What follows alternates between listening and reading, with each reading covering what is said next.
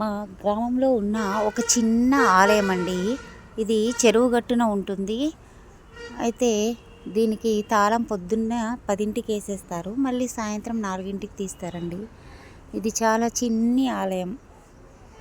ఈ చెరువు గట్టకు వచ్చిన వాళ్ళంతా కూడా ఈ ఆలయాన్ని సందర్శించుకొని వెళ్తూ ఉంటారు. ఈ ఆలయానికి చుట్టుపక్కల ఆనుకొని కొన్ని ఇల్లులు ఉన్నాయండి. ఈ చెరువులోని నీళ్లు కూడా బాగా నిండిపోతే ఈ డౌన్ ఏరియాస్లోకి వచ్చేస్తూ ఉంటాయి. దానికోసం కూడా కొన్ని పనులు చేపడుతున్నారు ఇక్కడ, వాటర్ రాకుండా.